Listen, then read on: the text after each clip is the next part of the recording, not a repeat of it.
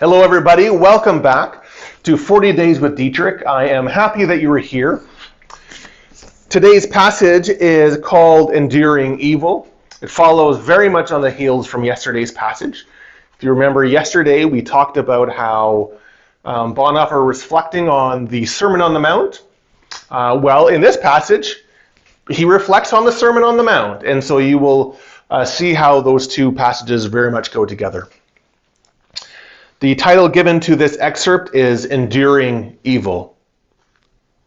Dietrich writes, "By willing endurance, we cause suffering to pass.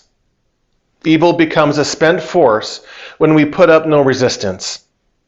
By refusing to pay back the enemy in his own coin, and by preferring to suffer without resistance, the Christian exhibits the sinfulness of contumely and insult. Violence stands condemned by its failure to evoke counter-violence. When a person unjustly demands that I should give him my coat, I offer him my cloak also, and so counter his demand. When he requires me to go the other mile, I go willingly, and show up his exploitation of my service for what it is. To leave everything behind at the call of Christ is to be content with him alone, and to follow only him. By their willingly renouncing self-defense, Christians affirm their absolute adherence to Jesus and their freedom from the tyranny of their own ego. The exclusiveness of this adherence is the only power which can overcome evil." So again, you hear that echo of the Sermon on the Mount. Right? If somebody demands that I go 1 mile, I will go 2 miles in order to shine a light on their exploitation. It becomes a counter demand. And for Bonhoeffer, that is the root point. That is what he is trying to get at. That responding to violence with violence or evil with evil is just to legitimize the way of evil in this world. It is to give credence to oppression, to exploitation, to racialized hatred.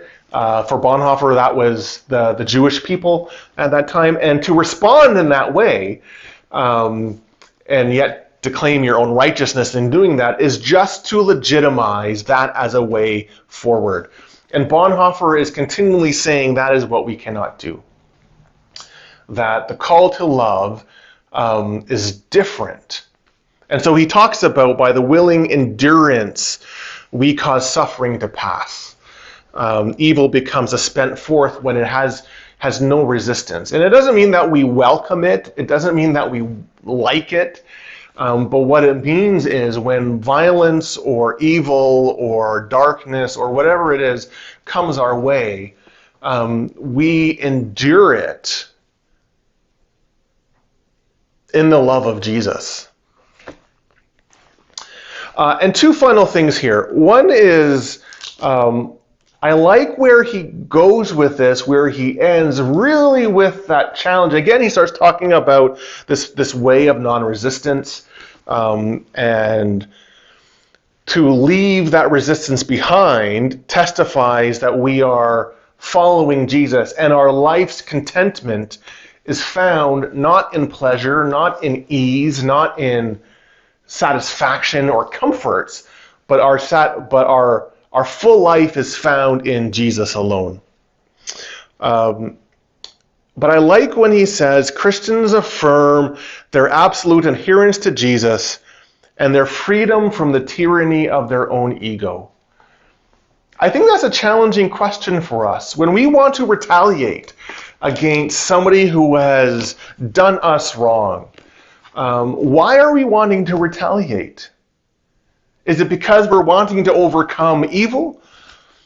Or is it because we're wanting to bolster our own ego again? That our ego or our pride has taken a little bit of a hit, and you know what? We want to prop that up again. I think that's very much a call or a challenge for us in the way that we respond to people, particularly the people that we see as enemies. The last thing I want to say is And again, reflecting a little bit on Bonhoeffer's life, because Bonhoeffer, although he was a pacifist, and although he would say, listen, you don't overcome violence with violence, we overcome violence with love, and he would talk about this way of non-resistance, Bonhoeffer, in his ethics and in others' writings, does talk about how we need to be a part, and an active part, and an active voice against the tyrants of the world and against the forces of evil. So Bonhoeffer's words of enduring suffering or not responding violently or not responding to hatred and all that kind of stuff, it doesn't mean that we just check out. And it doesn't mean that we just go into our spiritual silos and think, well, whatever the world does, it doesn't matter to me. Bonhoeffer continually calls Christians to engage in the sufferings of life and the messiness of the world, to join Jesus in those places and to speak out against those things and to work against those things. But for Bonhoeffer, the ultimate work against those things is not in violence against violence or hatred against hatred. It is joining Jesus in radical love.